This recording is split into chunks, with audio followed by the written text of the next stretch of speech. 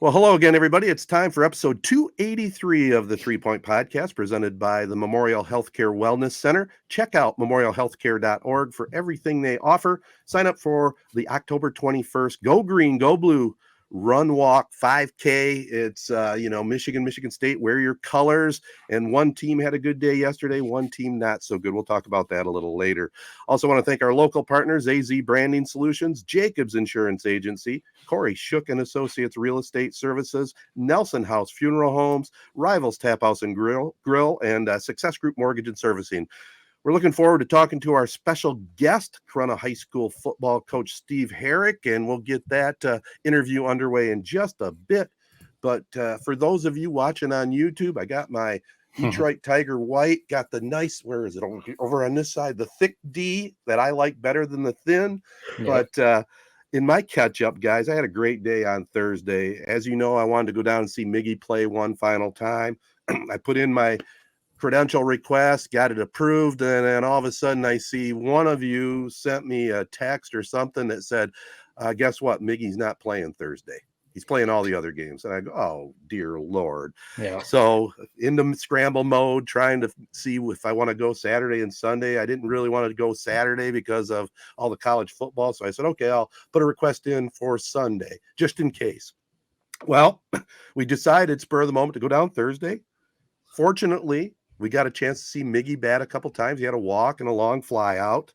Tigers had a big comeback in game 2. It was a kind of a combination doubleheader, the continuation of the night before, where technically, if Miggy doesn't hit a home run today, I was at the game that he hit his final home run, 511. Yeah. So it was a good day. Got to see him play, got to see the Tigers in a big comeback. It was kind of a delayed anniversary celebration for my wife and I, who's a big sports fan.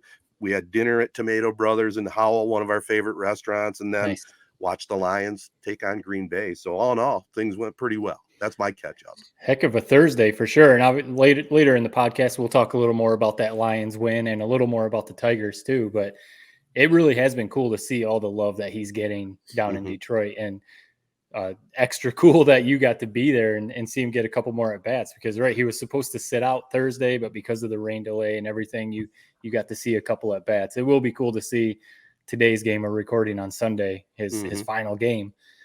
See, it's going to be sold out, and just all the love that he's getting, because man, he deserves it. He's a legend. He should have a statue next week.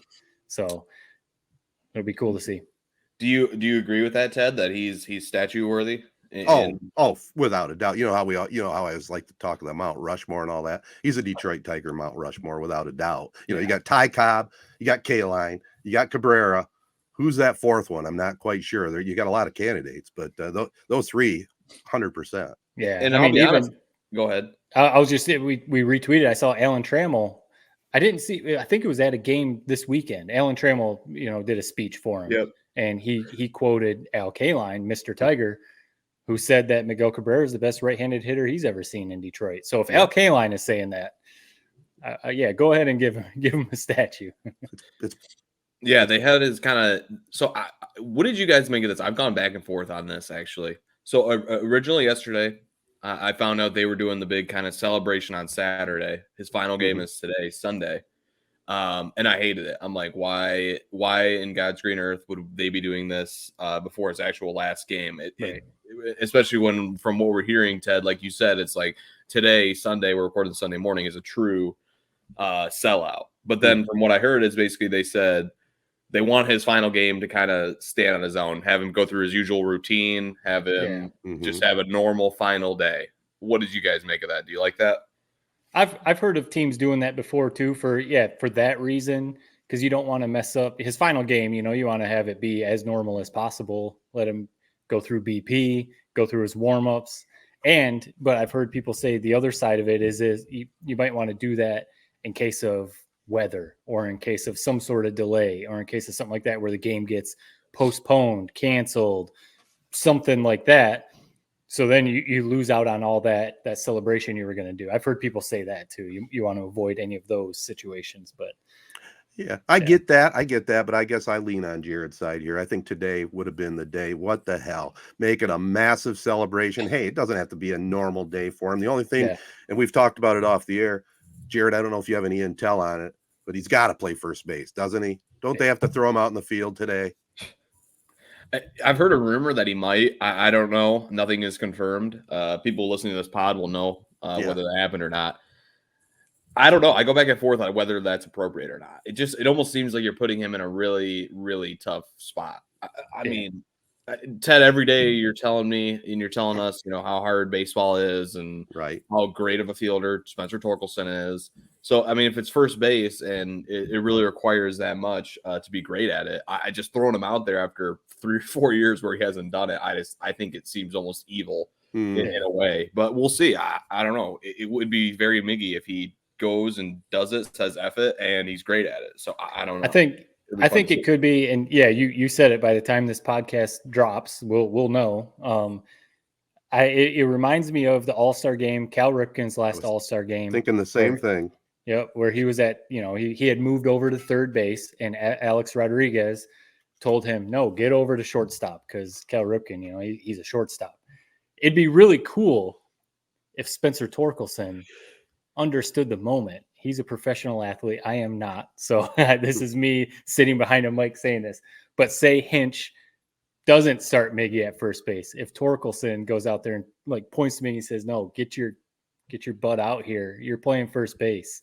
I think that would be a really cool moment because you see that video all the time of Alex Rodriguez telling Cal Ripken to get over to shortstop. I just think it'd be cool. He's a first baseman. Put him out there. That might be the more appropriate way to go and get the best of all worlds, because then you're not putting him in pressure to be in there for 2, 3, 4 innings at first base. Just maybe later in the game, right? Do that exact move. That'd be kind of cool. Yep. Yeah. It's been a lot of fun though. I mean, obviously, Jared, you're in it. You're down there. Are you? Right. So are you going to Comerica? Or are you in the at the station today? I'm at the station today. Okay.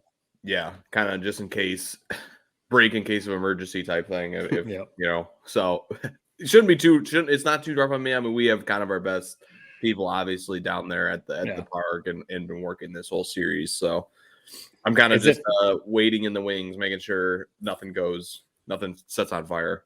It's definitely a fun thing. I mean, it makes me think of, down here for me, ESPN, but it's the SEC network is one of the main things we do. So when an SEC team makes it to the college football playoff, it's a huge deal, all of our coverage and everything. So for you guys, Miggy's final farewell tour, this is a huge deal. Or, hopefully some of the Detroit teams actually start making the playoffs.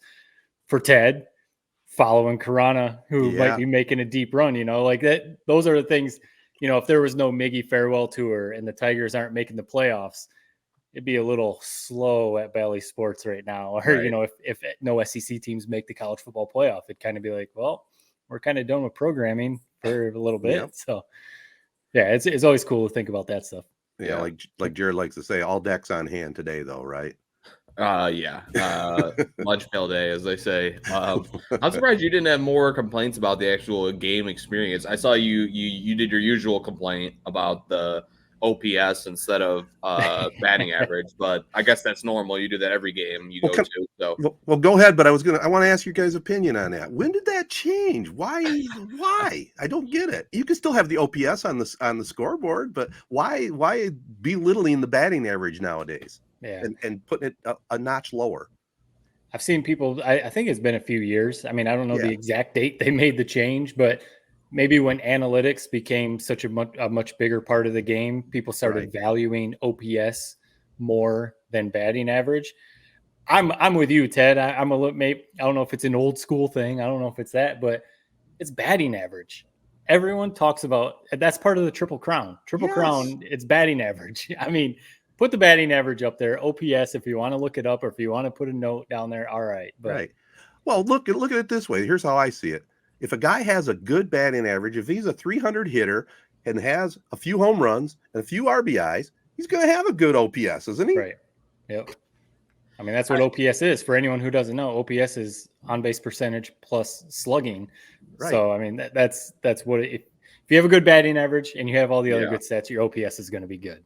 right now, Miggy's. We talked about it, Ted. Miggy's actually playing pretty well. You know, his numbers aren't what they were when he was winning Triple Crowns, but his numbers aren't too bad. So no, yeah, he's still got something in the tank. I mean, you would expect something magical to happen today. I don't know. Could go yard. That would be chaos if he did. Yes. But Oh, it would be chaos. It's gonna be a fun day. Whoever gets that ball, it would be chaos. That ball going into the stands. It was cool seeing. So you were at the official game. You didn't see the actual home run, but you were at the official game. But that was a really cool moment. Him hitting that home run, number 511. Yep. I mean, he looked like a kid hitting a little league home run with a smile on his face, running around the bases, and the light show at Comerica Park and everything. That was really cool. Classic opposite way too, man. He drilled it pretty nice. He did. It was a good way to hit it. Yep. All right, guys, I think we're caught up right at the moment. We're gonna go to the prep spotlight next. Talk with Corunna Cavalier head coach Steve Herrick, get some of his thoughts on this season and that game against Goodrich, which maybe surprised a few people. We'll be back with that right after this. Are you ready to take your brand to the next level? Look no further. Introducing AZee Branding Solutions, where we help grow your brand from A to Z. At AZee, we're committed to helping businesses and organizations like yours reach new heights. Our full-service print and digital branding agency is your one-stop destination for all things branding. Need a stunning web or graphic design that captures your essence? We've got you covered. Want captivating social media content that engages your audience? Done. And that's not all. We're experts in video production and photography, ensuring your brand tells a compelling visual story. Plus, we specialize in screen printing and embroidery, turning your brand into wearable art that speaks volumes. Whether you're a startup or an established business, AZee is here to transform your brand dreams into reality. Ready to grow with us? Partner with AZee today and experience the difference. Visit our website at www.azee.co or give us a call at 1-844-360-AZEE. AZee Branding Solutions, where your success begins. All right, Prep Spotlight time, presented by Jacobs Insurance Agency. They are longtime Corunna Cavalier boosters. And speaking of the Corunna Cavaliers, we're going to get head coach Steve Herrick on the line. And I'm going to preempt this right now and just say, hey, if you're not a fan of Corunna football, fast forward this segment, because this is going to be a Corunna Cavalier love fest. I'm just telling you that right now. We all played at CHS, and we're talking with the head coach. And Steve, I want to start this off. First of all, congratulations on the 6-0 start. But before we get too much into this season, you had kind of an interesting journey in your head coaching stops. So you started off with a 5-year run in 2000 to 2004, took a break, and then came back in 2021. Tell our listeners that might not know the story, what was behind that interlude in between. Well, I like you said, Ted, I became a head coach in 27 years old, and I wasn't even married at the time when I became the head coach, and got married in 2003. My son Jaden was born.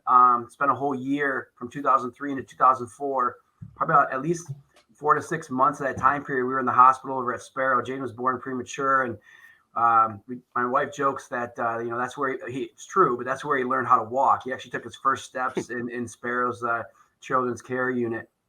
We had a very great 2002 year. Matt can attest to that.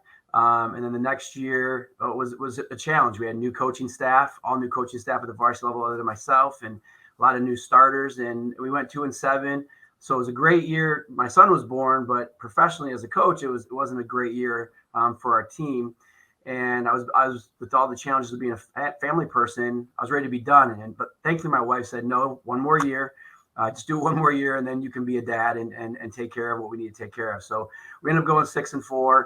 And at that point in time, that's when I stopped. Mike Sullivan took over the next year after that. Really just I never went away from the program. I actually became an 8th grade coach to help out Mark Clough and Jason Bell. Interesting enough, Mark Clough, Jason Beldiga, Alan Montgomery, and I were 8th grade coaches in 2005. Kind of a great staff. Crazy staff there, but yeah. We had a lot of fun.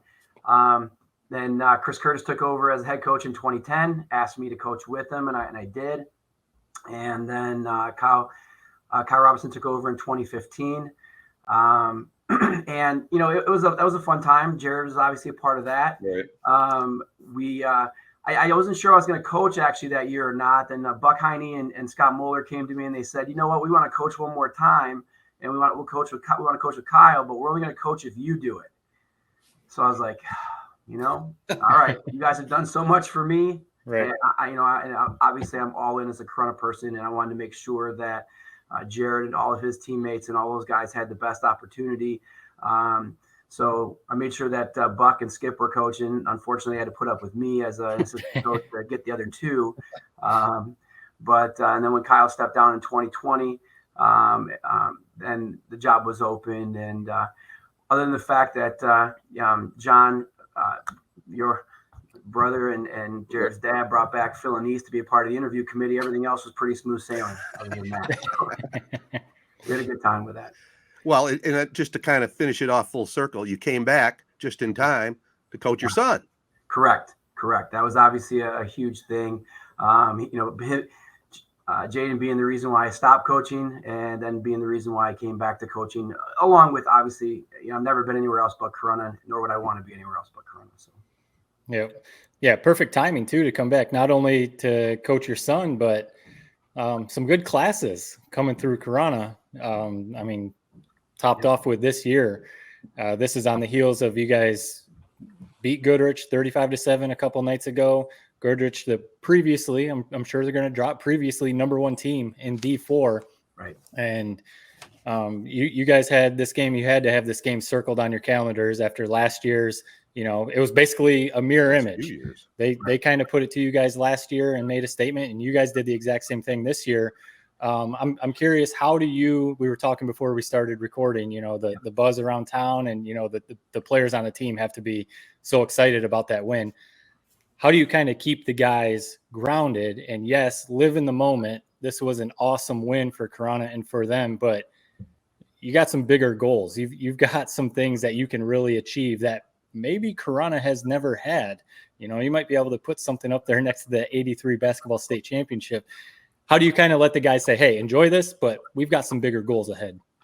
Well, I think we do have a lot of this group of kids. They're very mature. They're very team oriented. They're very goal driven. And, we talk about, I know it seems cliche, but it's just a matter of getting better each day and taking care of what we do. And that's how the week unfolded. And I'll back you up a little bit.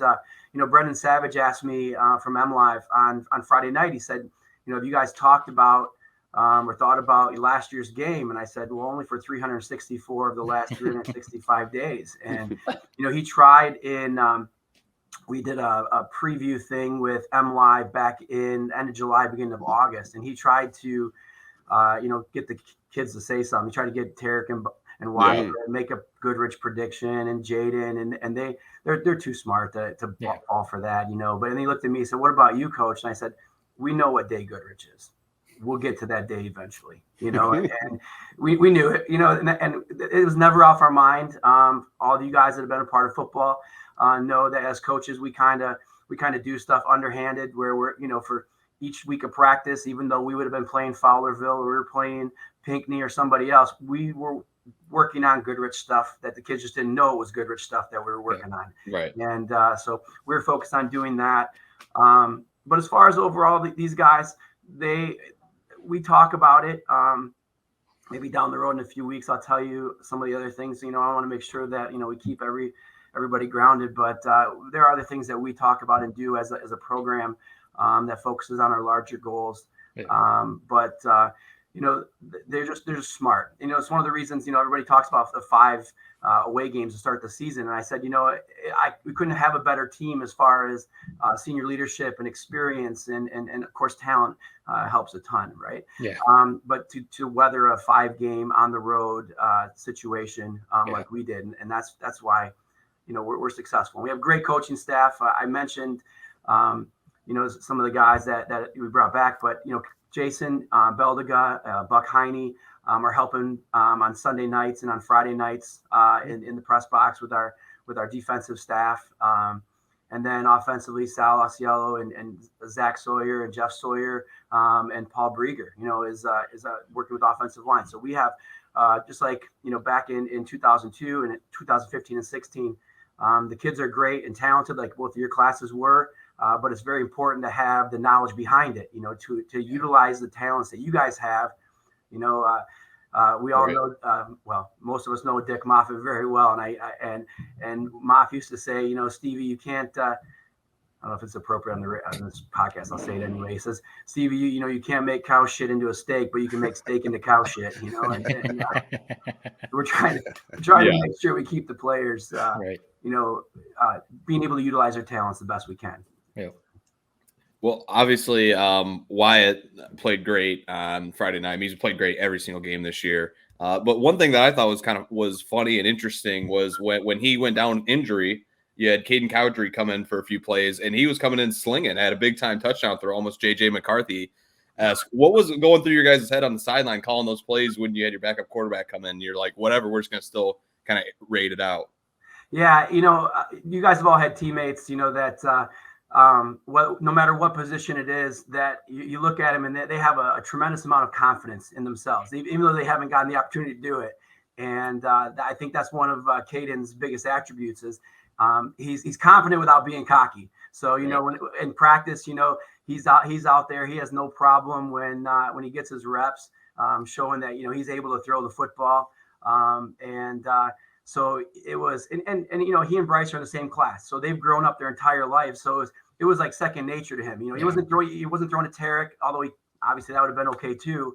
But he and Bryce have had a connection their entire lives, coming up all the way through, in front of small town youth football. They're used to throwing to each other. So that was one of the things that came in, and everybody always says, next man up. But when you're a coach, you just cross your fingers and go, God dang, I hope it happens. Right. So, and he did. But we had confidence in Caden. We see what he does in practice, and throughout the summer and 7-on-7s, we knew he could sling the ball. So. Well, that's rare in high school football to have that kind of talent as the backup quarterback able to step in on the Friday night lights in a big game like you had. Right. So big kudos to Caden, and that's just another facet of your team. We talk about the stars, especially Wyatt, both Bauer boys, all the other offensive highlight guys, but the other thing that a lot of fans out there don't see, and maybe you can expand on it a little bit as the coach, is your line, both offensive and defensively. I mean, obviously the stats you're putting up defensively, but they're doing a great job on both sides of the ball. Talk a little bit about the big fellas up front. Oh yeah. Yeah, our offensive line has been outstanding, and they're incredibly intelligent. Left tackle is Austin Oginski, left guard's Brieger. The center is actually Brendan Yarmouth's our starter, but we also have Colton Vila that comes in.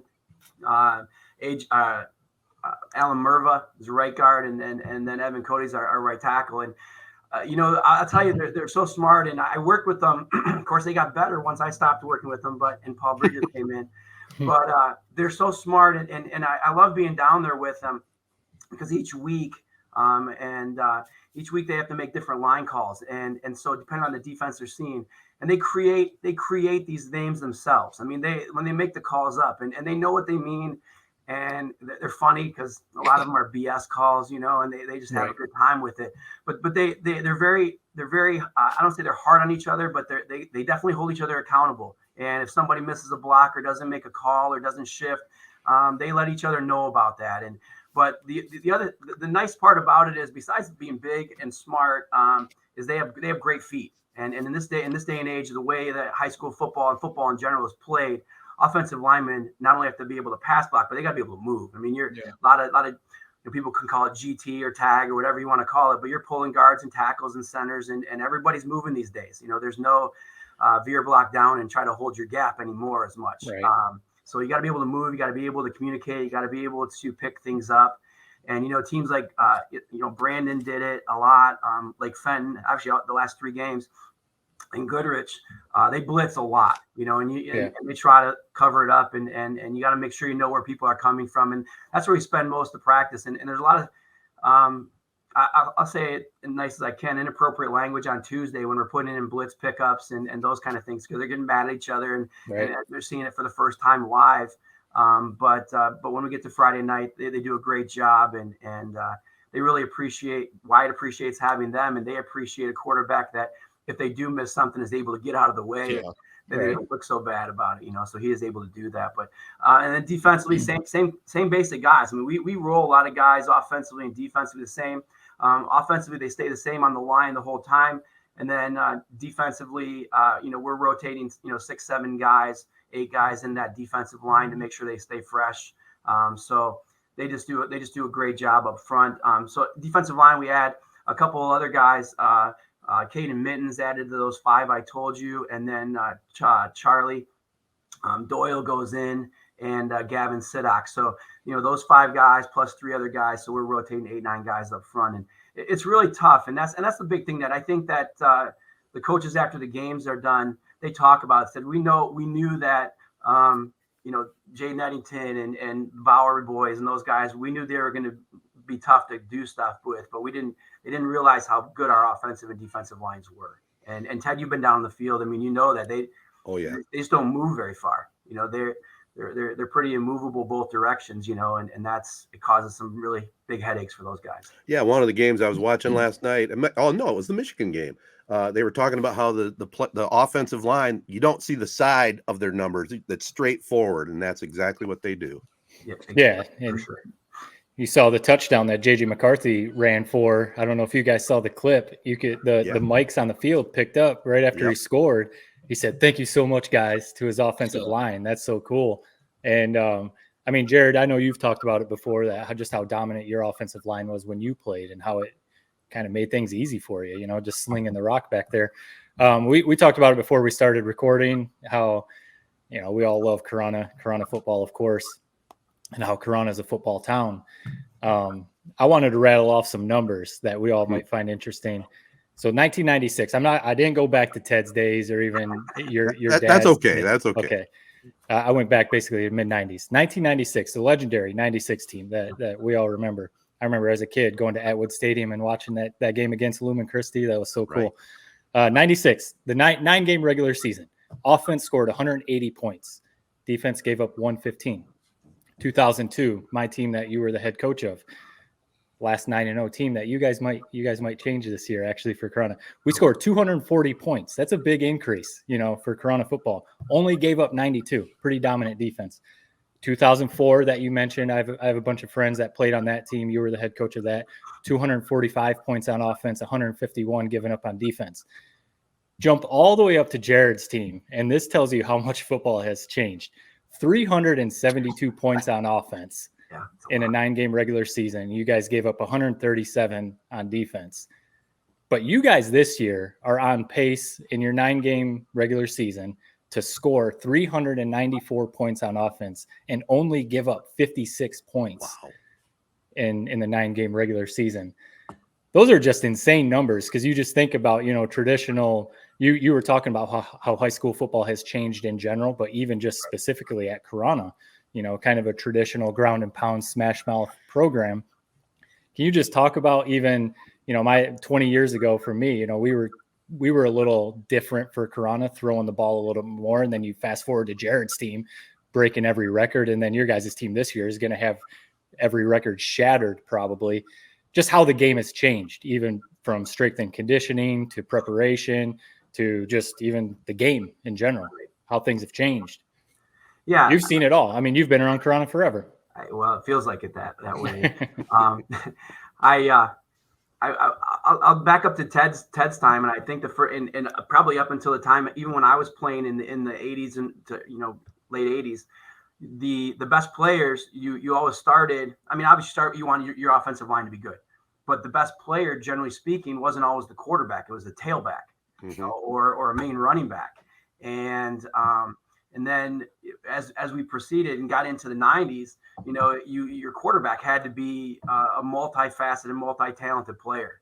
And so then, and I think we see that all the way through, obviously everything seems to start in the NFL or college and work its way down and trickle down. And that's what we're seeing, I think. And so I think the other thing that happened was with the proliferation, and I jokingly say that Tony Annese, another thing Tony Annese did, at least I remember Tony in 88, 89, we go over to Burton Bentley High School because Tony and a couple other guys from the Flint area started doing 7-on-7s my junior and senior year in high school. And so once the 7-on-7s came in, the idea of spread formation, obviously flex became that flex bone option became a little spreading guys out versus keeping them more condensed. And everybody started, it was first it was keeping up with the Joneses, then it was one up in the Joneses, and what can we do next here and what can we do there? And I think that, the basic parts of football have stayed the same, but the way they do things, I mean, with our, Jared, running RPO type stuff and the play action things that they did in 2015 and 16, it's just gone off steroids off of that. I mean, right. a triple option anymore, you still get that dive fake look, but now it's a quarterback and, you could be popping to, I saw a really cool play the other day, actually. We may need to incorporate that with us, but the tight end ran a flat down the line of scrimmage, and that's a triple option these days. Yeah. So some traditional pieces of football as far as the names of the plays are there, but the way we do things. And honestly, kids are so fast these days. Oh man, it's unbelievable. Especially on that turf, right? Well, not only the turf, but just in general, the kid's speed and quickness, and in all PE, PE classes, we used to look forward to playing basketball all the time. Not, kids now they don't do that anymore, and it's a good thing. I'm not complaining, but they're doing plyo boxes and lifting and very, Kyle Robinson's done a really great job in our PE classes over the last 10 years. They all these different specialized lifts that develop speed and explosiveness, and that, that's not unique. That's the norm across things. So the more athletic kids they get, the faster they get, and then it's basically like anything else, speed and space. Yeah. And that's what made Goodrich a little unique. And I think that's why last year they kind of bulldozed their way through. Everybody's spread out and trying to get back to defending a power offense. A lot of teams are like, holy shit. I mean, not only they're good. They're good. They're a really good football team, but it's kind of like in the old days back in the 80s and 90s when everybody had to face Army on that one-off week, right? We're trying to figure out how to face Army. Well, that was Goodrich last year, and we did a horrible job of it. And so, one of the things that we did, in fact, I think, Jared, did you watch the game? I'm not sure if you. Yep. I mean, you knowing that Coach Heine was working with us, you saw 53 defense. I mean, you saw what we called tough or eagle, and that's, we did that when you played. Right. We did that when you played. I mean, that was. So if you're going to play a defense or an offense that's going to run old-fashioned, you bring back old-fashioned defenses, Right. And that's what we did. But for the most part, kids these days, it's speed and space. We played Pinckney. Ted, you were on the sideline there. Oh yeah. And they weren't that great of a team, but that number 21, I mean, he was getting loose. Yeah.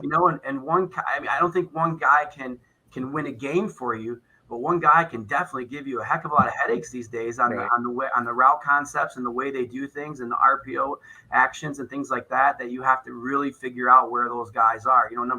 Number 20 from Brandon, the Hickmott kid. He's got a walk-on offer from Michigan. I mean, he gives you headaches too, trying to figure out where this kid is going to be. And so, yeah, I agree. I mean, that people can score points. I mean, last night, I think I stayed up because I was watching LSU Mississippi, right? Oh, yeah. 53-49, whatever the score ended up being. Yep. That was insane. And they used to call SEC big boy football when it was like 13-9. Right. Everybody else scoring tons of points, but no, that's football these days. People can score and use. I just don't understand how head coaches defense coordinators can stay more than 3 or 4 years in a spot because they lose their minds. So. Yeah. You mentioned kind of your ace in the hole as per se with Buck Heine and Jason Belichick coming back to coach and all this great staff you've assembled.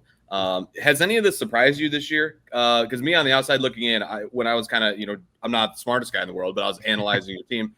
I was saying like, okay, they'll score on anybody, but they might get ran through a little bit on the defensive side of the ball. You guys have been arguably better on defense than you have been on offense all year. I mean, only giving up 7 points is the highest you've given up all year. Has that surprised you at all? How stingent this defense has been? This is a cop-out answer. I'm going to say yes and no.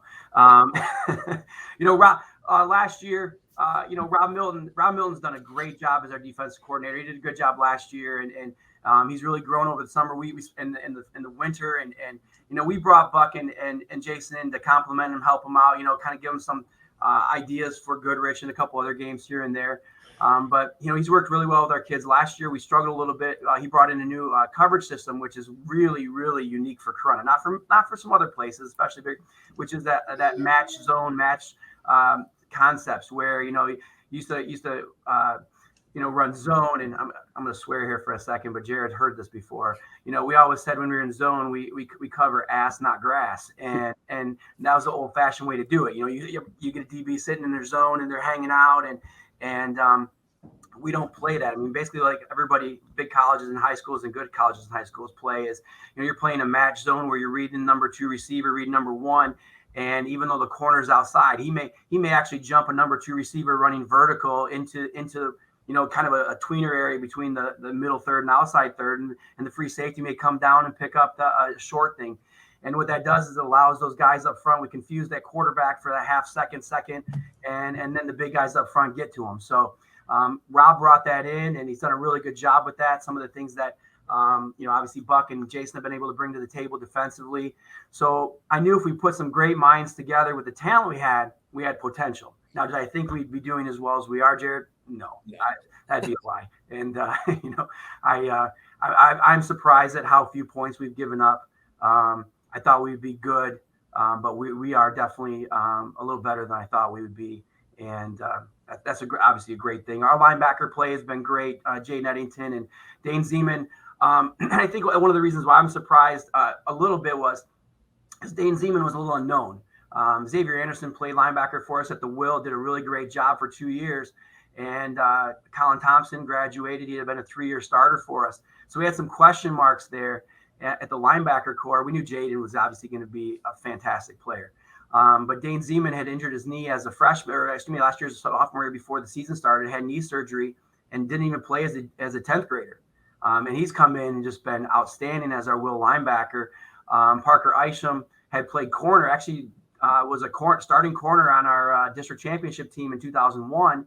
And fortunately, whether he likes it or not or whatever, but he gained about 15 or 20 pounds in the last year. And so now he's our dog, Sam linebacker kind of guy. And so, on Friday night, we slid him into the box and he came up big on a lot of plays. He also put him out there. I don't know if when you're watching the game, when Macklem, number 9 for Goodrich, was playing in the first half, anytime we thought that he was going to pass, we had Tarek on him, but a little more insurance. We slid Ice out there to jam him, aka back in the Van Loon days of the early 2000s, where Coach Heine would always put Van Loon out there and knock a receiver flat. We couldn't knock it back, but that's what we did. We doubled up that way. He'd jam them, come off, and either cover flats or get down and blitz inside. So, yeah, I appreciate those guys and the development we've made from a coaching staff and from a player standpoint. So, we're really enjoying this conversation, so we'll keep it going a little bit longer.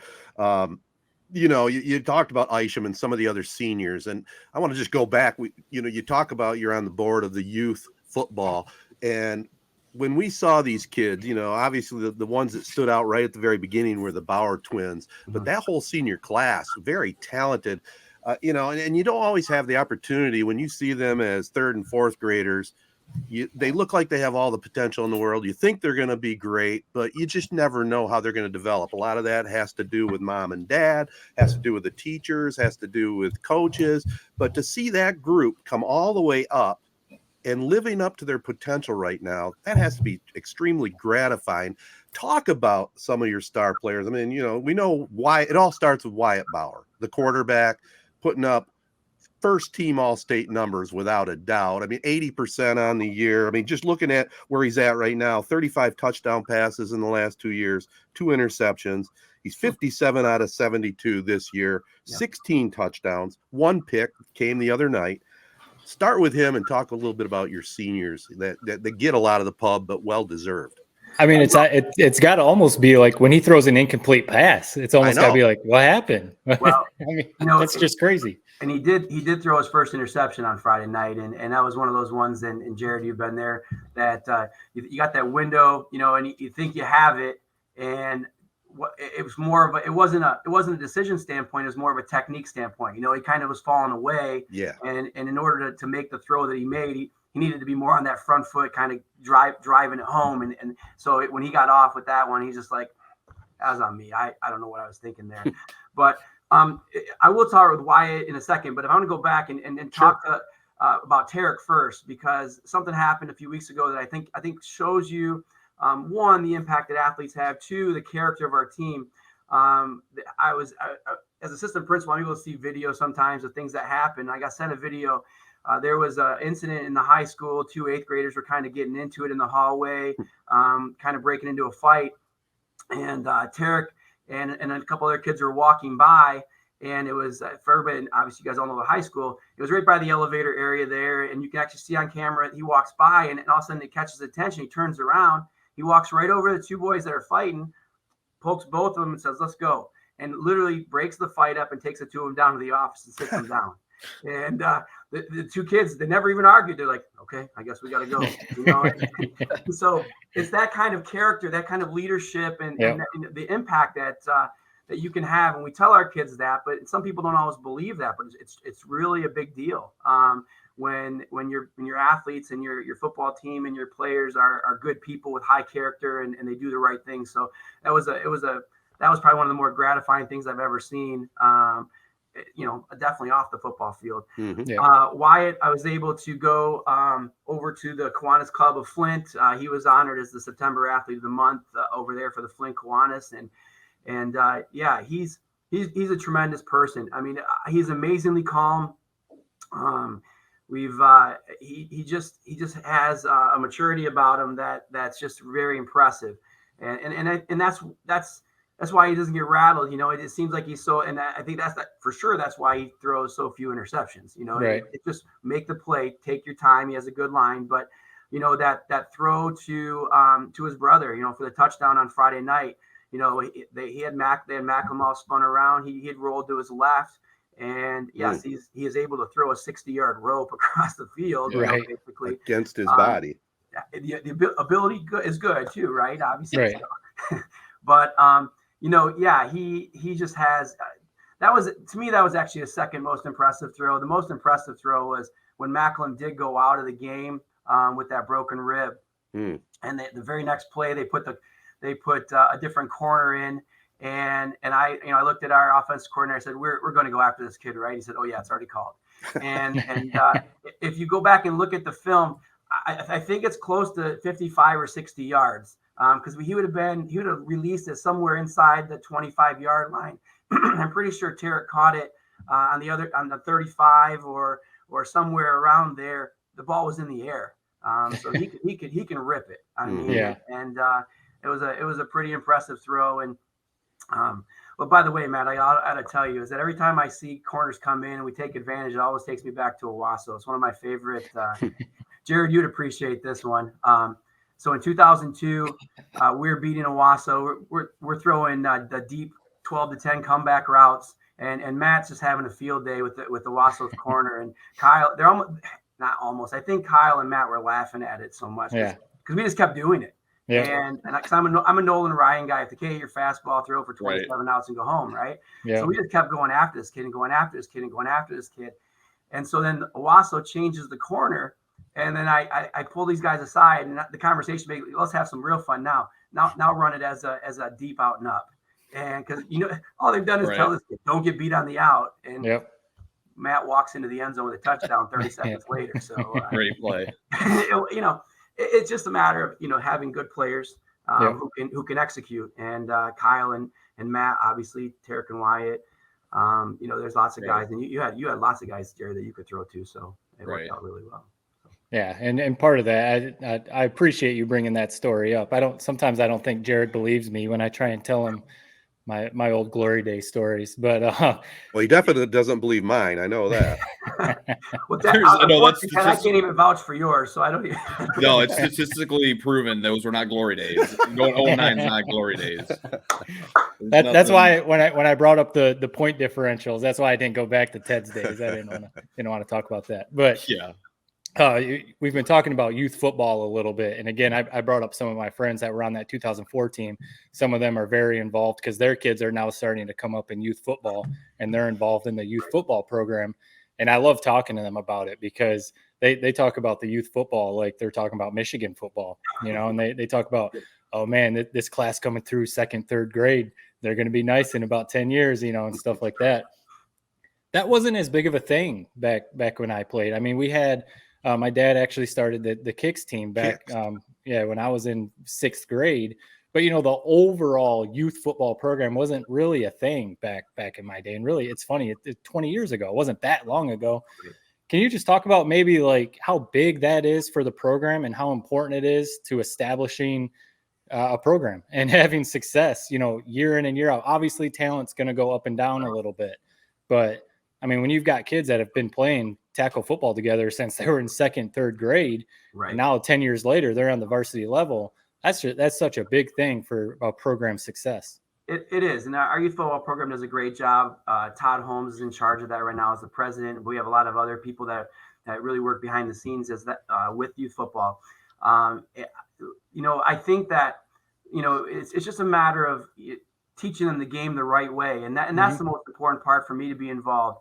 There was years ago, and I quote it, and I probably should go back and actually find the study so I don't just keep saying, hey, the study I read about. But, there was a thing several years ago that I read that 85% of the kids that stop playing a sport, any sport, not just football, but any sport, 85% of them don't stop because they don't like it. They stop because they have a bad experience with a coach, especially at the youth level. Mm-hmm. And I work with our coaches and I tell them, I said, listen, I don't care if you're 0-6 or 6-0, teach them the game correctly, have a lot of fun, and get them to 9th grade. You just get them to 9th grade, and have an opportunity to play in high school and seeing if it's something they really, really want to do.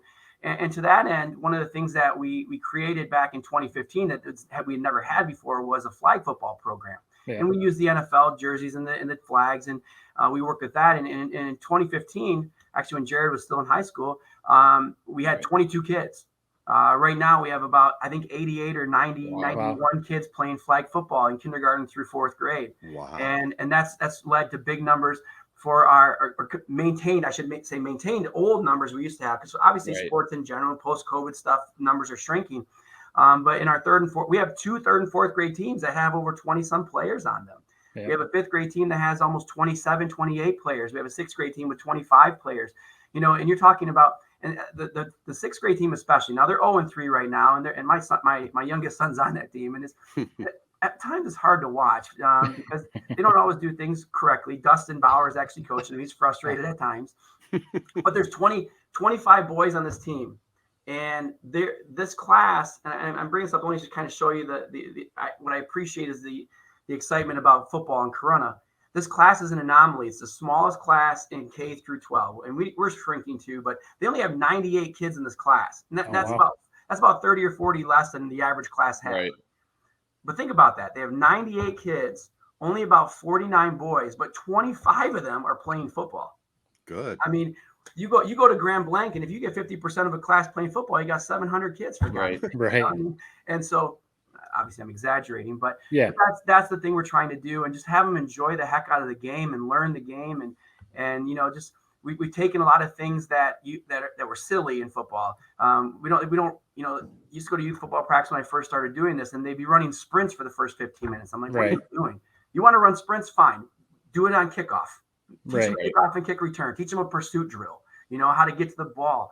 Don't run, what do they want to do that for? Right. Don't do silly tackling drills. Don't line them up 5 yards apart and have them run like battering rams at each other. So hey, you see YouTube videos all the time, and you can appreciate the funniness of that once in a while. But developing kids in programs that runs them out of there. Yeah.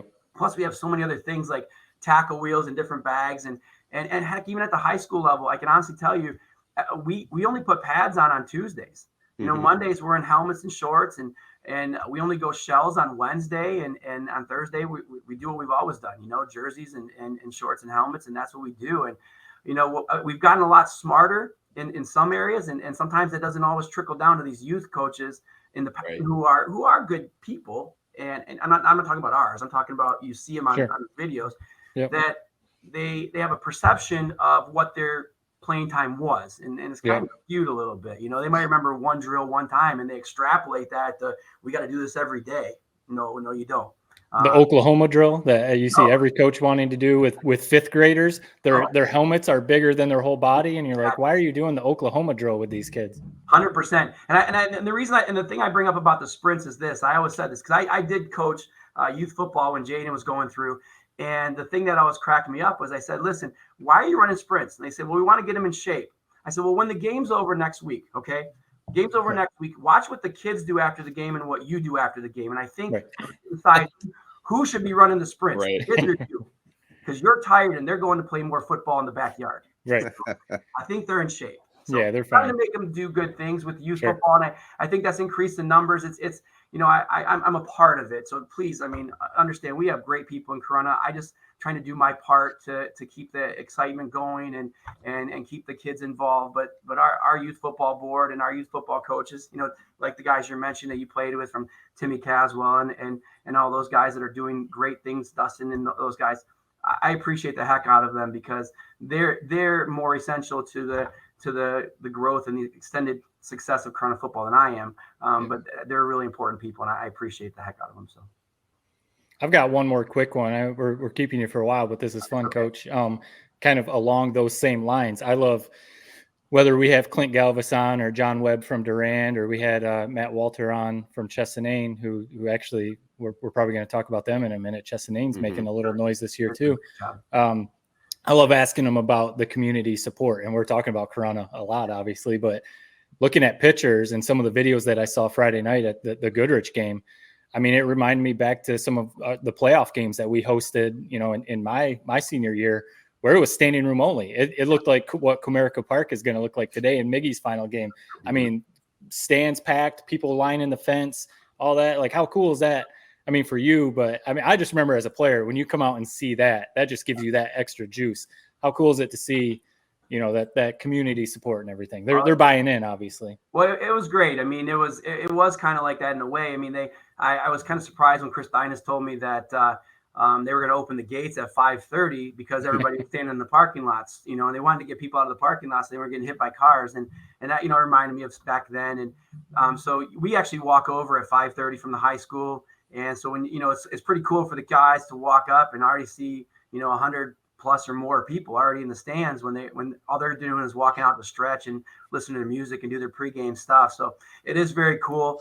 When we went to Owasso, you know, being on the road so much, when we got to Owasso, I was blown away at, you know, our crowd for the Owasso game.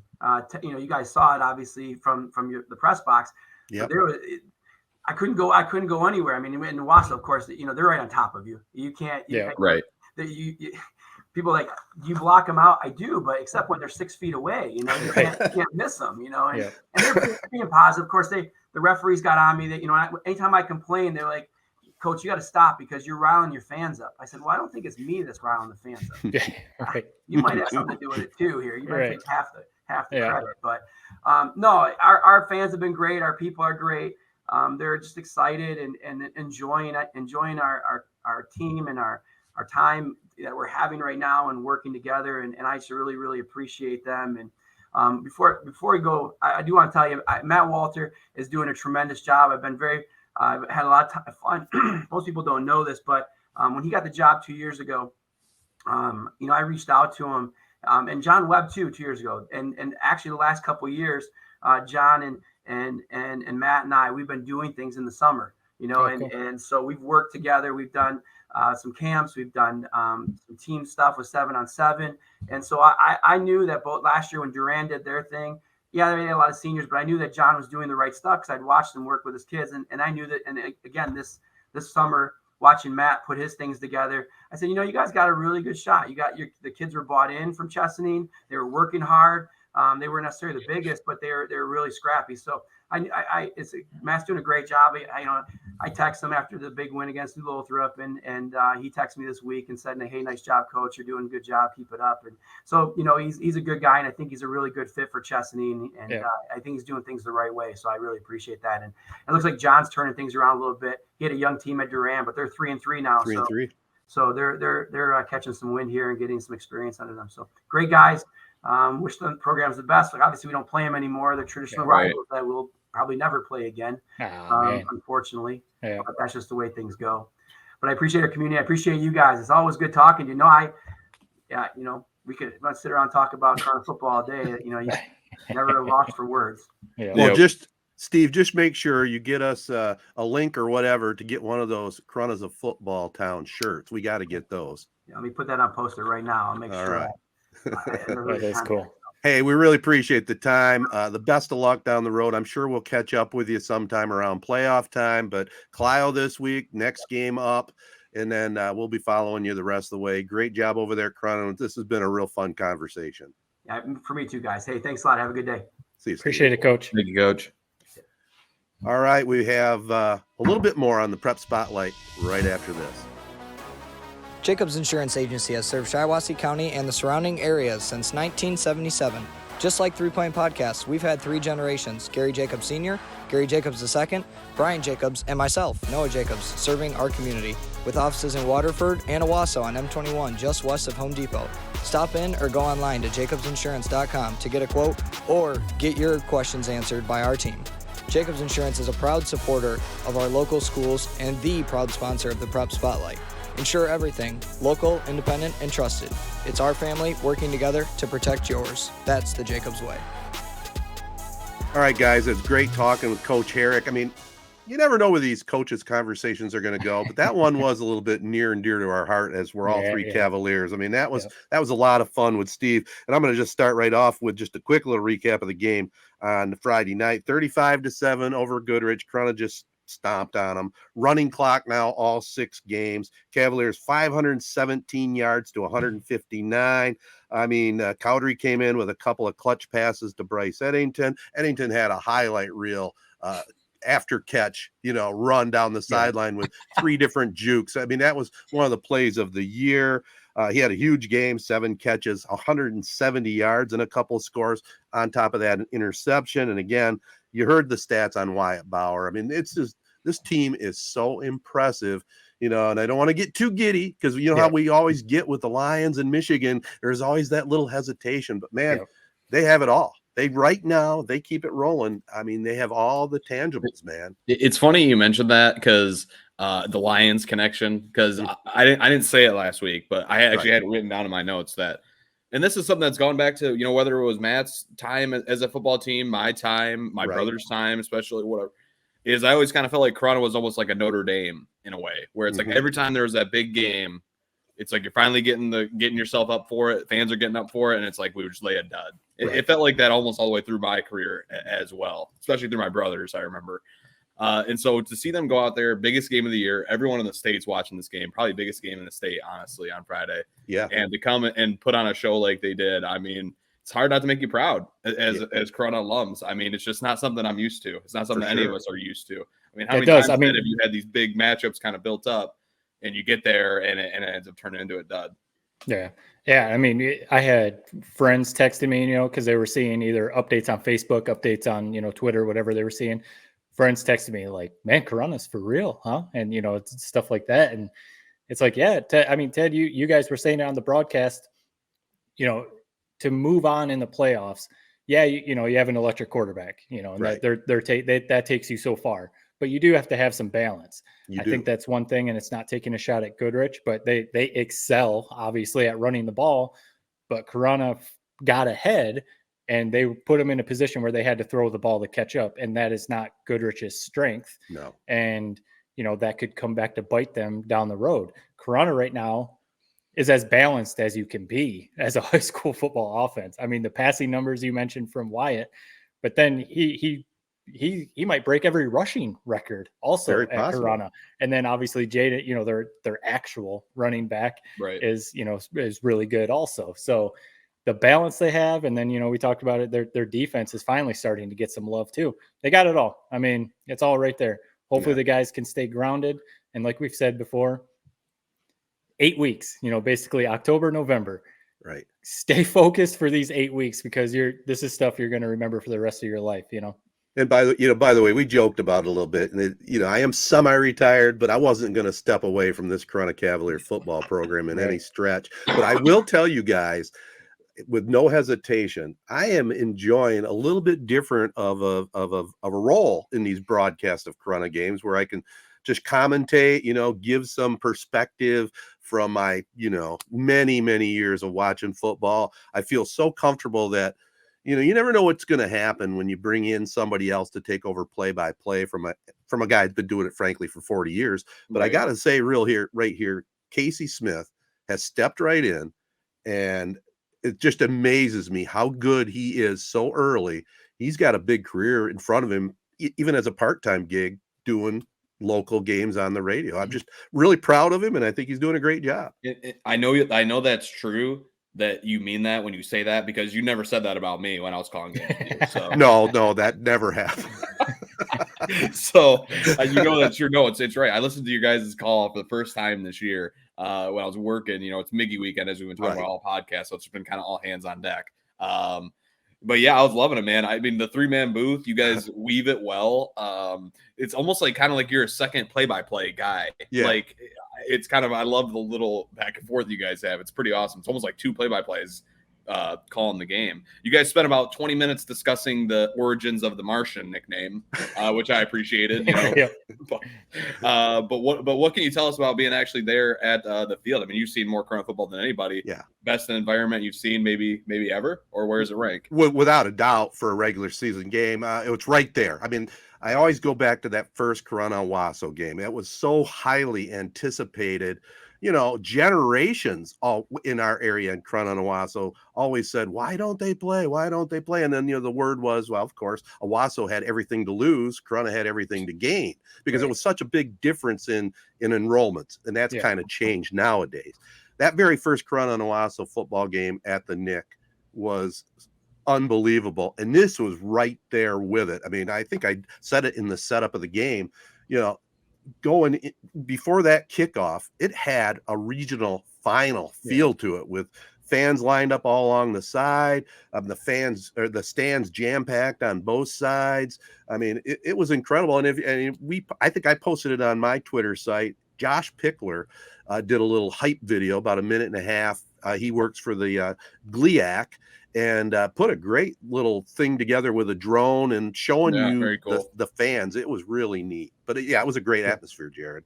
Great atmosphere, and all the local media was there. And Tyler, friend of the pod now, who does the Michigan High School Football Frenzy Twitter page, he was there. So even some other people from around the state that cover the sport were there. So like you said, Jared, I'm glad Corunna didn't lay a dud, because that would have been pretty disappointing. But I know we talked to Coach Herrick about, he brought up Chesaning and Durand turning around, New Lothrop. I mean, there's some other area teams. I mean, they're making a little noise. I know I've got a connection to Perry. They had a big win too. So while you bring that up, I mean, Chesaning down over to Elsie, 28-19, now 5-1, 4-0 in the league, probably going to win the Mid-Michigan Athletic Conference. Braden Florian, another big game. New Lothrop, kind of getting lost on the shuffle a little bit this year, because they had that one loss to Chesaning, but they're now 5-1. Their QB, Jack Klahanick, had another big game. And you mentioned the Railroaders, no problem against Flint Southwestern, 58-8. Braden Kelly, 3 touchdown passes. And as Coach Herrick alluded to, they evened their record at 3-3. Young team for John Webb, but he's righted the ship a little bit. And then Perry, 48-6. Their quarterback over there, 220 yards passing, 4 touchdowns, ran for 110. Another TD. I'm not sure how you say his last name. Is it Poirier?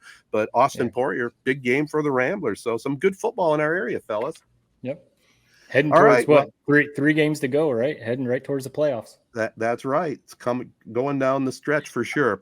Well, go ahead, Jared. No, I was just gonna say, I mean, how much fun? I mean, it's us, as we're not the ones in the locker room, every day, but you don't want Corunna to look ahead. But what a fun matchup that crossover game should be.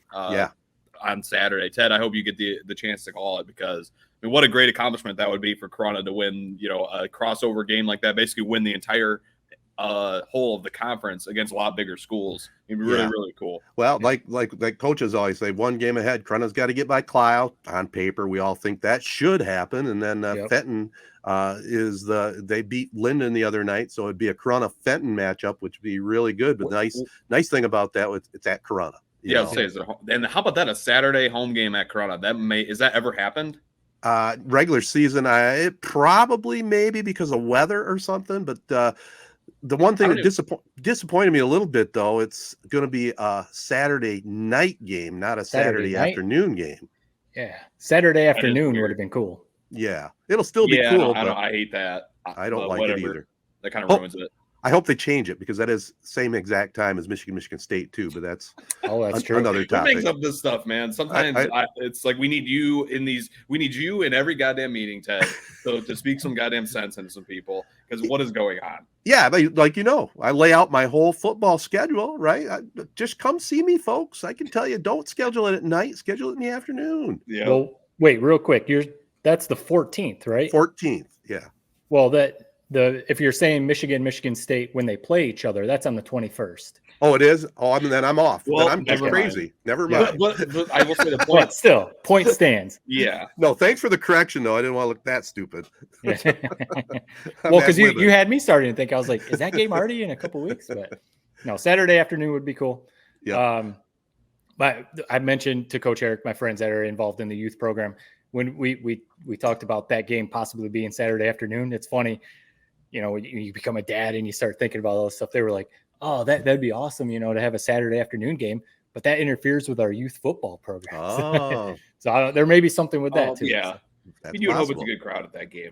Either way, it's going to be a lot of fun for sure, and good luck to the Cavaliers. Really, that might be their only real test the rest of the regular season. We'll see, but it's going to be fun. All right, guys, let's get into the rest of the podcast, talk a little college and pro football right after this. Rivals Taphouse and Grille is the area's go-to spot for the best in food and drink. Meet up with your friends and catch your favorite sporting events on over 20 high-def flat-screen TVs. And our 120-inch projection screen. Rivals can handle your large or small parties and is an awesome spot to put on your fundraising events. Weekly food and drink specials including gourmet burgers, wings, pizza, homemade soup, and salads. Rivals also stocks a large selection of craft and domestic brews. Rivals Taphouse and Grille, the official gathering spot of 3 Point Podcast, located on the corner of Shiawassee and M21 in Corunna. All right, guys. We'll start with the Wolverines. You tuned into the game at Nebraska. You look around, it's a sea of red. You're thinking, they better be ready to play today. And they were yesterday, man. JJ led them to a big win, 45-7, never in doubt. Just a big win for the Wolverines.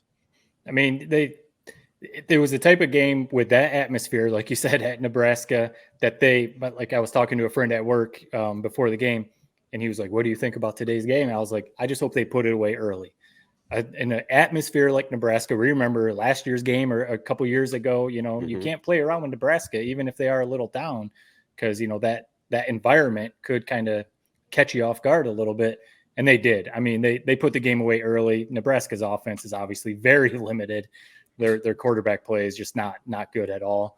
And they did what you're supposed to do to a team that you're supposed to be on the road. Put it away early. JJ and the starters were out by mid third quarter. So when that's happening, it's a good day. Corum, got going on the ground. A couple touchdowns from JJ McCarthy. He ran one in. It was Nebraska coming into the game statistically had the number one rush defense. I don't know if maybe Michigan took that personally because I think they rushed for almost 300 yards. So, a little bit of like a ho-hum 40-point win type of thing. Yeah. But it's exactly first road game of the year. It's exactly what you want to see. Yeah. It just they're looking so goddamn good. I've come around so much in the last couple of weeks since Harbaugh's been back. Partially, it's been because you look around the national landscape and it's like, man, of all the teams I've seen play, I think Michigan is just as good as any of them. And you've never been able to say that in years prior. Even last year, we were still kind of like, man, this offense is really shaky. And we didn't really know what we had. Truth be told, Georgia was head and shoulders above everybody last year, Right. but I don't feel that's the case this year. And I think the main point of why Michigan is that way is not because of the offense, not because of McCarthy, not because of Corum. They're all great. I love watching them. Roman Wilson's had one hell of a year. Wow, what a It's catch. the defense. And it's the defense that Harbaugh has built this program on ever since he arrived. It's just unbelievable. We talk about it week after week. They lose first round talent every single year. Yet whether it's coaching, whether it's just the program as a whole, they rebuild it every single year. The number one thing that I circle on this defense is the defensive back. It's a secondary. Will Johnson, I know they've been banged up kind of, so we haven't really been able to see them in their full glory, but Mike Sanders still in that nickel corner, just maybe one of the best in the nation. And then you have Will Johnson out of the perimeter as well. Dax Hill, right? Or Mike Barrett's who I'm thinking of, not Dax Hill. Dax Hill's been gone for a while. Mike Barrett, I just love those three guys. I think they do a great job. And I think it's going to be tough for anybody to score on Michigan, not only just Big Ten teams, but whoever they do end up seeing in postseason play. I think this defense is going to stand the test of time.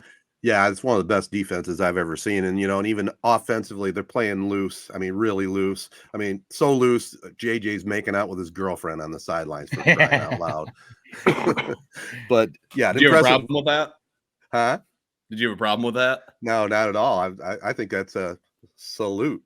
That's the salute emoji. Exactly. No, I mean you could tell. Maybe it's similar to maybe what we were talking about with Corunna. I mean the offense yesterday and some of these other games, you can tell the coaches must basically call whatever they want. I mean you sit there when you got McCarthy playing like he is, the offensive line. I don't even know where you can point to like a criticism right now. Right. I mean, the running game is working. Colson Loveland, as the tight end, is playing great. The receivers, I mean, maybe you don't have like a super speed down the field, like a Randy Moss type of running back. Right. Maybe that would be like the one thing that they're missing a little bit. But I mean, that's starting to like, nitpick, they're, I guess maybe one thing, we're still waiting for that Donovan Edwards breakout play. We're getting waiting closer, for that though. big He's play. getting closer, it looks like. So I feel like they must be telling him like, just stay the course. Because at some point you don't even want to talk about, maybe Blake Corum getting hurt, but at some point they're going to need Donovan Edwards. So I'm sure the coaches are just telling him that like, and who's number 20? He looked pretty good too. That Mullings. Yeah. He came in, he I think he played, they all play running back in high school, but he was a linebacker last year and he came in last year and they gave him like those goal line 4th down carries. Clearly this year, he probably was practicing with the running backs all off season because he looks completely different. I mean, that's a whole different, I don't know, change of pace for that offense. So yeah, Jared, you said it. I mean, Georgia's looked rough. Florida State, Notre Dame, like every top team, even Washington, they only won by 7 last night against Arizona. Washington, every top team has had some hiccups. Texas, Texas has looked pretty good, but you can't say that Michigan right now hasn't looked as good as any team in the country. Right. And next week we're going to see exactly who Georgia is. I mean, unbeaten Kentucky just went into Florida and won at they won at home against Florida this week. Excuse me. And they'll be at Georgia next week, night game. So that's probably where College Game Day is if they haven't announced it yet. But one thing I will say, and this is kind of shocking that I'm going back on this, seeing their uniforms yesterday, it kind of made me sad about all these alternates that Michigan has kind of created under the Harbaugh regime. Now, I've always said that they've righted the uniform ship. As soon as he came in, they converted to Jordan. But you can't beat the combo they had yesterday. Gold pants, white shirt, their normal, obviously, blue helmet. I just think it's so sharp. And we'll probably won't see that iteration, honestly, maybe one other time the rest of the year. I'd love it if that was our jersey every single away game. It's so fire. Boy, what do you guys think? That surprises me. That's your take. Really surprises me there because I thought you were the all white guy. I'm all for the look yesterday. I never did. I mean, all whites look good, but this is their away uniform. That's it. Yeah, I'm with you. I like the all whites. I think whether it's baseball, basketball, whatever, I think an all white. When the Lions, on Thursday they do the all white. I love the all white. But no, the maize pants and the white jersey for Michigan. That's just classic. You can't beat it. Amen. I know we got to keep this segment tight because Jared has to go for his Tiger duties. Just briefly on the MSU game, Iowa ended up beating them by 10. Noah Kim, threw 3 picks. Not to pick on the guy, but man, that's a program that is in disarray. I'm not sure they're going to win again this year. They may not. I mean, sadly, former Michigan quarterback Cade McNamara went down for Iowa. So Iowa's on their backup quarterback. I think their starting running back was out. So Iowa super shorthanded, and you can't even beat them there. That might have been the chance to win. I don't know why they're sticking with Kim, to be honest. I'm not plugged in to Michigan State football, admittedly. But, they got Hauser, the backup. At some point, see what you got. I mean, Kim clearly is not the guy. So No. I'll be curious if they go to Hauser. Yeah, it's got to be tough right now for Sparty fans. Again, I was dead wrong on him. I said after the first couple of weeks, I thought they found a good quarterback. No. Time to reset the drawing board. It is surprising, like you said, Matt, because I thought it was this big quarterback battle heading into camp and all that. So it's kind of surprising that at the first sign of trouble, they didn't just switch. But it shows you Tucker didn't know what he was doing and had other things on his mind. Yeah, right. It's time to what's the Seeger song? Turn the page. Turn the page. That's it. Time to turn the page, man. With that good classic rock reference there. Good job. Final thought on the college football. I've been noticing some of the broadcasters. I'm impressed with Brock Heward as a color guy. I think he does a really good job. I like his delivery. And the 13-year-old Noah Eagle. I mean, he looks like he's 13. I was going to say, what? No, I mean, he's just a young kid. He's Ian Eagle's son, isn't he? Yeah, right. He's great, man. I think he does a nice job. He's got a big future. So there's some good ones out there, some up and comers. All right, let's go to the Lions. And Jared, I just got to pick on you for one final time, okay? Just one final time about Hutch, okay? Oh, God. You brought up the hot take, and you are our hot take guy. We appreciate that. You think of things. I know that you had a little golf outing. There was a guy you were golfing with that you look up to. Did he sway your mind at all? Because you were a big Hutch guy coming into the season after watching last year. And then after that little golf outing, you came with a hot take. Now, I just let me finish. I want you have the table because I came clean a couple times on the pitch clock in baseball. Mm-hmm. I was wrong. It's improved the game. I've been wrong on other things that I'll come to the table and say, you know what? I got that wrong. Here's your opportunity. You can take it either way that you're right or wrong, but I'm going to let you clean the table, have the floor. And this will be the last time I'll talk about it the rest of my life. I could have sworn I've already apologized. And I don't even know if here's the thing that I noticed as soon as I came out with that take. 97-1, it's like their lead story. It feels like the whole couple weeks after that. It's like I was the first to that take. Then everyone took it. And he clearly heard us. He's been a man possessed the last couple of weeks. This is what I wanted to see. I just wanted to inspire him and get the best out of him. We're finally starting to see it. I told you guys off the pod, and it was because I had to work during one of the Lions games when we talked. I didn't get to see the actual sacks that Hutchinson was having against the Falcons, actually. When they move him around, when they move him inside, especially at nose tackle, that is honestly, I feel like what's been the kind of come to Jesus moment the last couple of weeks. But they've been moving him all around. And the Packers, he owns them. He's their dad. They're his son, it seems like. So, I mean, how awesome was that win? To be honest, I mean, incredible. That was something I've never experienced in my lifetime. Is a big time prime time win like that for the Lions, where they dominated. I never thought I'd see it, if I'm being honest. So, big time win, and it's kind of reestablishing that this is the Lions division, and they need to be taken for real. Yep. Yeah, at Lambeau Field too. So, I mean, just a huge division win.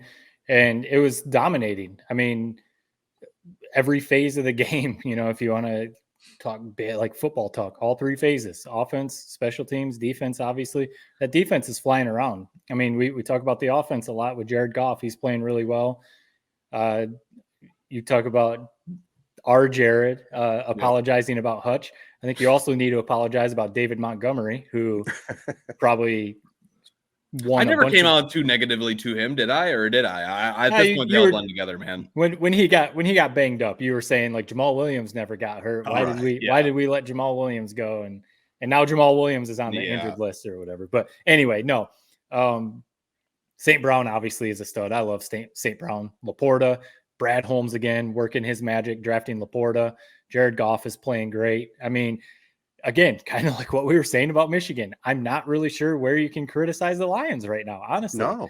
I mean, offensive line, defensive line, the secondary with Cam Sutton, and, obviously, the bit health, maybe. Brian Branch, hopefully he's all right. A couple offensive linemen are a little dinged up. But no, Lions, most complete team, I think, in the NFC. I mean, the division is theirs. Just take care of business. Don't do Lions stuff. Don't do what the Lions usually do, and don't lie in it. Right. They don't think, it doesn't look like that's going to be the case. So keep it rolling. It's kind of nice today. We don't have to worry about watching the Lions. We can just casually watch some of the other games, but I'm going to be tuned in to watch Miggy's finale for sure. I've got the DVR already set. I want to see what anything special happens. I missed the pregame yesterday. I can catch that on Bally's website or something. Can I, Jared? Yeah, you can. Rewatch all that stuff. Man, I'm kind of disappointed you're not making the trip down today to see a legend. Send them off, right?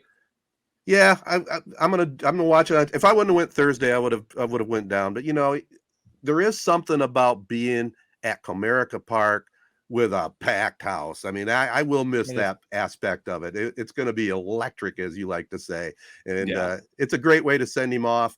They got the big number 24 out there in the stands now.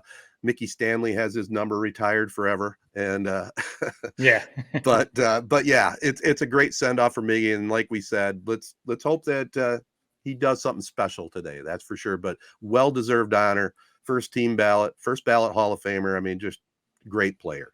It is cool that, we've said it, that maybe because the Tigers haven't been very good the last few years, and even Miggy's play has kind of dipped a little bit the last few years.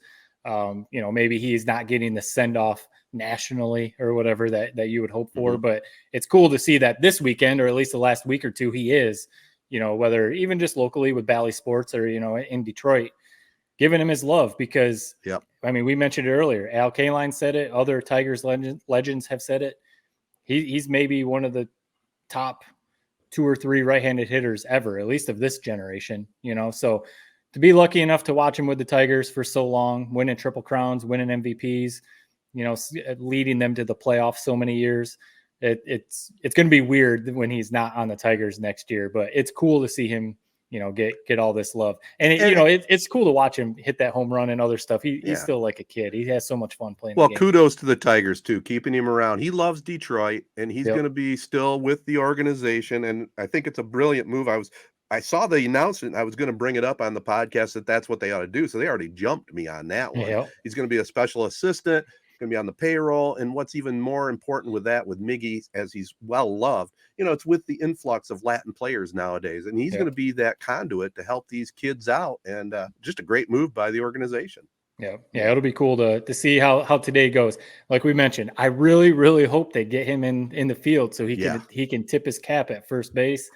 And man, if he hits a home run, just get a hit or two. But if he hits a home run, oh geez, what a way! It's gonna be crazy. Yep. He's gonna be trying, I think. Yeah. He's gonna be swinging over the fences, which I appreciate.